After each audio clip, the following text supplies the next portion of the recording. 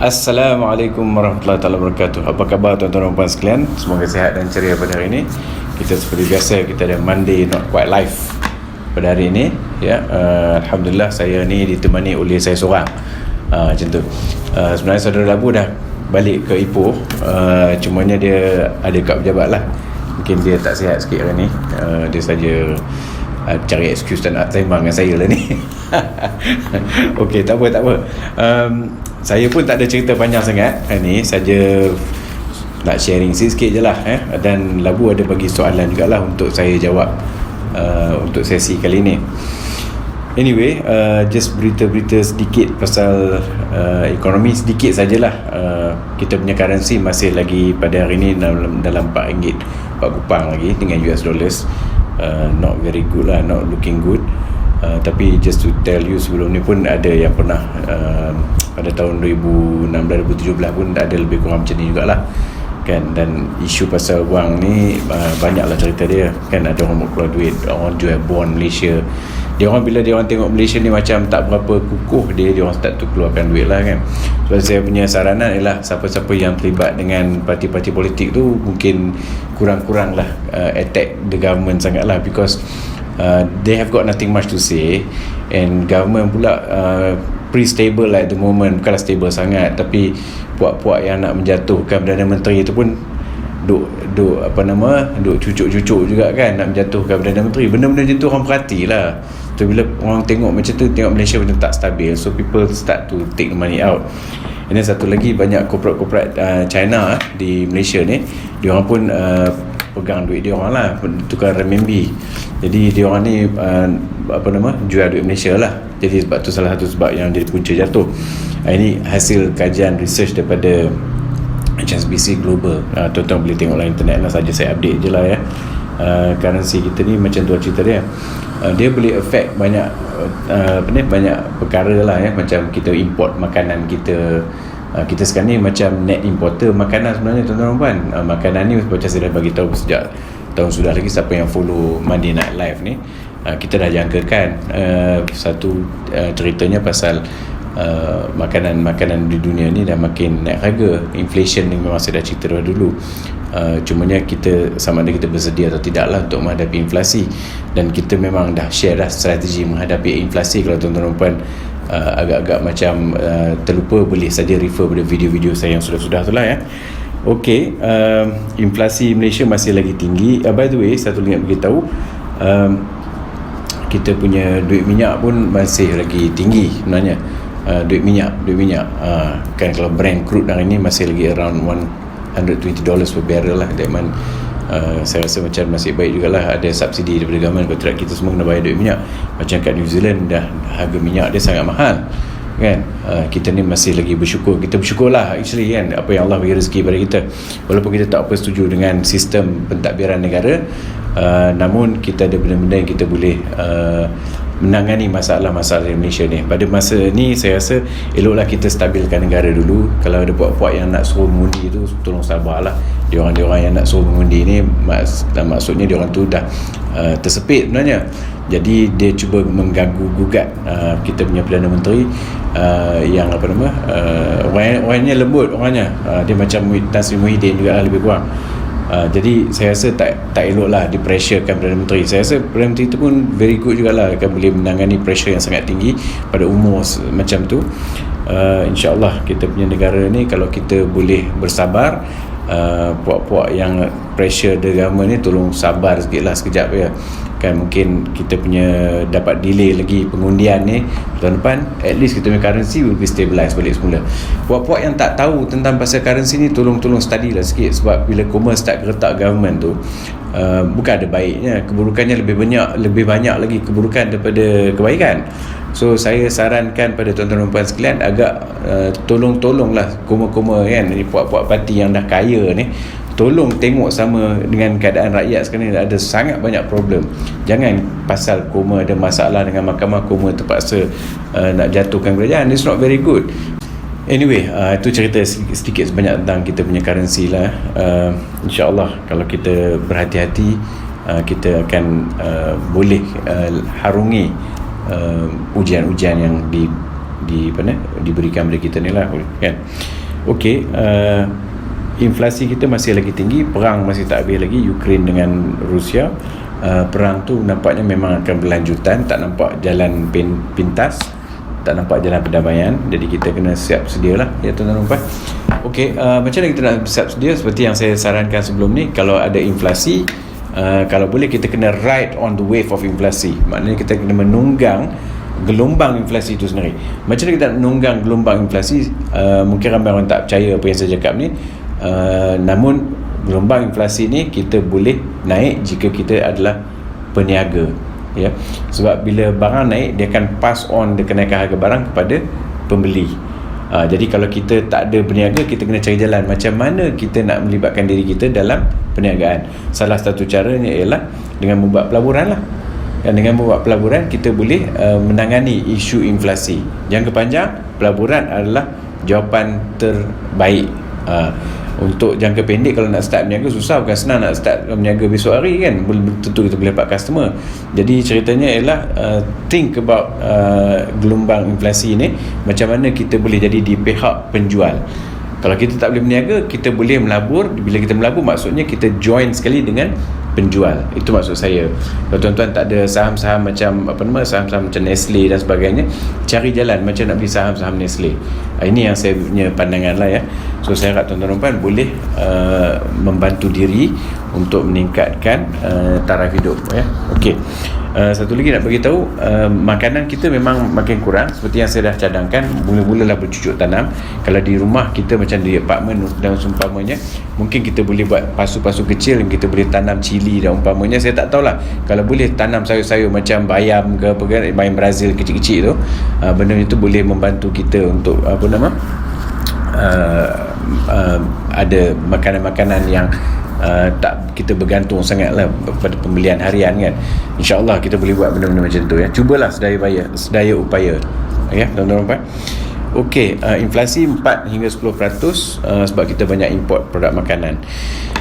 Labu ada bertanyakan soalan dia sediakan soalan tu saya. Jadi saya kena tanya, saya jawab sendiri, senang. Okey, soalan nombor 1. Adakah financial freedom hanya memberi makna bebas daripada hutang dan cara ini boleh digunakan di Malaysia?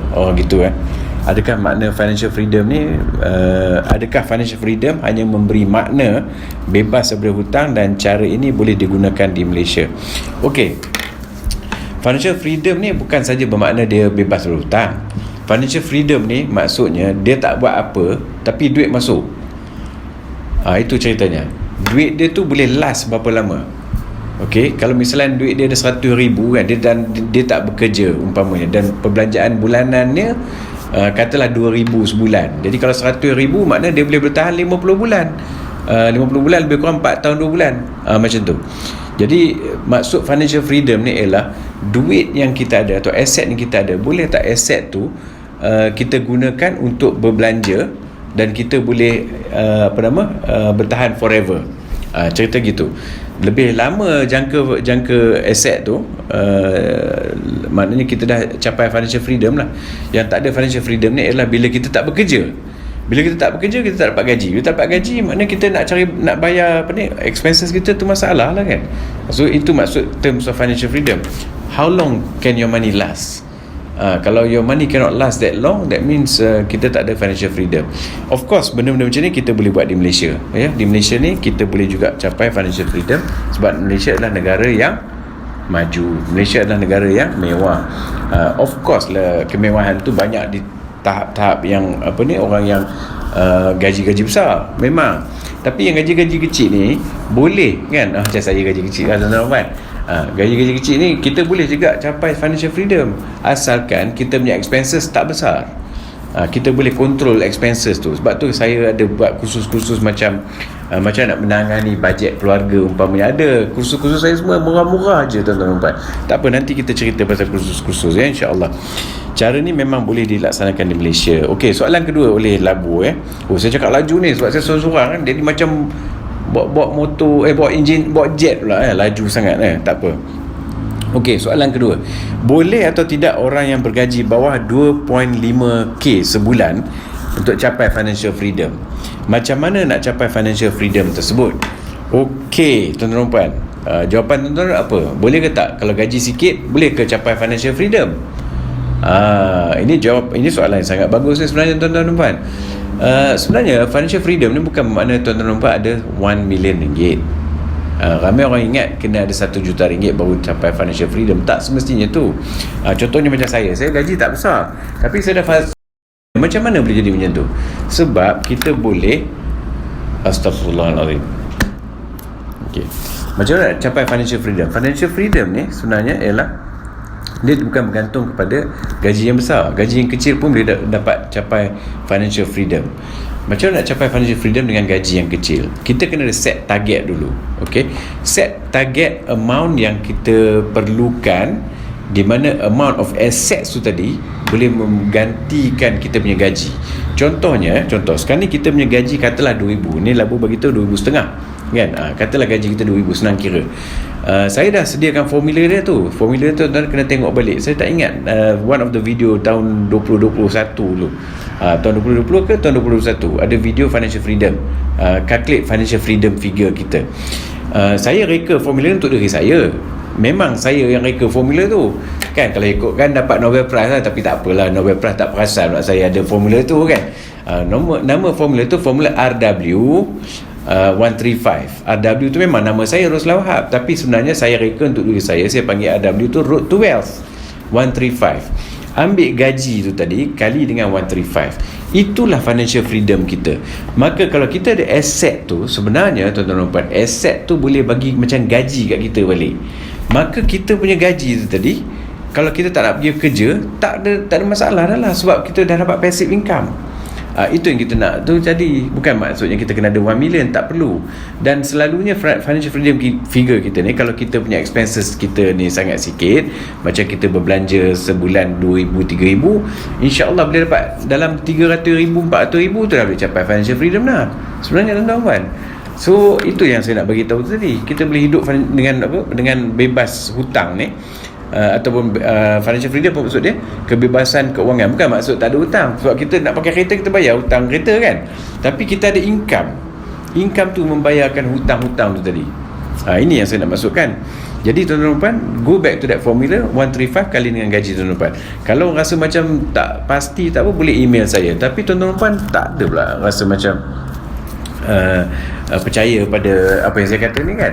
Kalau tak percaya pasal financial freedom figure, tuan-tuan ambil calculator, tuan-tuan ambil figure tu tadi, tuan-tuan kali dengan lebih kurang dalam 8%. Contohnya 8% daripada 300,000 berapa tuan-tuan dan puan? Berapa? 8% 24,000 lah kan. 24,000 bagi dengan 12 berapa? Jadi maknanya 2,000 sebulan. Maka kita dah boleh cover dah kan. Bukan ke macam tu kan? Ini kalau saya silap kira, tolong bagi tahu lah kat saya. Saya kadang-kadang kira dalam kepala ni macam congak ni, kadang selalu itu babai kan. Okey, saja ceritalah. Jadi jawapan pada saudara Labu tu tadi, macam mana nak capai financial freedom tersebut, boleh kita kena start berniaga ataupun membuat pelaburan. Kalau kita tak berniaga, kena buat pelaburan. Kalau tak buat pelaburan, tak berniaga, memang kita punya income kita tu akan jadi susut nilai duit. Gaji kita tak dapat nak cover inflasi tuan-tuan dan puan. Macam saya cakap tadi kan, based on data yang saya ada ni, inflasi barang-barang makanan kita ni, dan bukan makanan dan makanan dan bukan makanan adalah lebih kurang 10%. Barang makanan yang terkawal lebih kurang 4%. Ini tinggi tuan-tuan dan puan. Dan tempoh sebulan 2 bulan dah naik 2-3%, kira tinggi lah kan. Jadi jangan lupa, cuba try tengok boleh tak dapat financial freedom. Boleh ya, insya-Allah, cubalah ya. Okey, nombor 3, boleh tak kita capai financial freedom lagi awal sebelum umur 40 tahun? Jawapan saya sangat-sangat boleh. Sangat-sangat boleh capai, insya-Allah. Asalkan dia bukan jadi 1 million. Bukan kita fikir nak 1 million. Nak beritahu kat tuan-tuan dan puan, kalau tuan-tuan dan puan dah ada 300,000, 400,000, boleh tak duit ni grow lagi hingga ke 1 million? Boleh ke tak boleh? Of course lah boleh. Sebab duit pokok kita tak kacau. Duit dividen yang kita ambil, duit pelaburan dia bagi dividen kan. Kalau dividen tu kita ambil dan kita makan duit dividen, duit pokok tu akan terus berkembang sebab kita park di tempat-tempat yang betul. Parking duit tu betul-betul kan. Jadi bagi pandangan saya, tuan-tuan akan automatic jadi 1 million, jadi millionaire satu masa nanti. Jadi saya punya pembawakan di sini kan, dalam kursus-kursus yang saya bagi ni, saya bagi tahu ke anak-anak muda, jangan rasa kena kumpul 1 million. Sebab susah nak capai 1 million. Jadi bila susah nak capai, dia tak nak continue lah kan. Yang kita perlu target ialah 200,000 dulu, 300,000 tu dulu, target that figure. Bila kita dapat target that figure, boleh tak kita dapat kita punya dividen tu tadi. Dividen tu tadi lama-lama boleh ganti gaji. Bila boleh ganti gaji, tuan-tuan dah boleh pergi ke Mekah, duduk sana sebulan dan sebagainya, gaji masuk, dividen masuk. Itu yang cerita saya tadi. Itu yang maksudnya financial freedom. Jadi kalau kita macam kalau saya nak duduk kat Doha, dulu saya buat projek kat Doha kan, dalam 2-3 bulan saya duduk kat sana, ada passive income lah maksudnya. Tapi saya bukan millionaire masa ketika tu. Sekarang pun bukan millionaire juga, nampak saja cakap kan. Okey, cerita gitulah kan. Maksudnya InsyaAllah kita boleh capai financial freedom. Dan tak semestinya kita ada jutawan, jadi jutawan baru dapat financial freedom. Tidak. Itu adalah ilmu yang dangkal, ilmu yang orang kata tak betul kan, ilmu yang cetek. Kita kena belajar lah pasal ilmu-ilmu financial freedom ni kan, insyaAllah. Inilah pengalaman-pengalaman yang saya boleh kongsikan bersama dengan tuan-tuan dan puan. InsyaAllah kalau kesempatan kan, baru-baru ni saya ada attend satu kursus, tahu tak tuan-tuan dan puan? Kursus ni dia buat oleh orang Australia lah, tapi online, Australian tapi online. Seronok juga pergi kursus ni. Saya belajar tentang diri saya sendiri. Jadi bila saya pergi kat kursus tu kan, tuan-tuan dan puan, saya tengok ramai sangatlah orang yang kesedihan. Banyak sangat orang yang berduka cita. Sebenarnya nak pergi kursus tu untuk improve diri, tapi ramai yang pergi situ mengadu kepada penceramah tentang masalah-masalah mereka. Jadi yang saya peliknya, ada dalam tu adalah 3-4 orang Melayu kan, dalam kursus tu, yang menyatakan cerita-cerita yang sama. Saya rasa simpatilah juga. Maka dengan sebab tu, saya ni memang sebelum ni pembuat kursus, pengongsi kursus.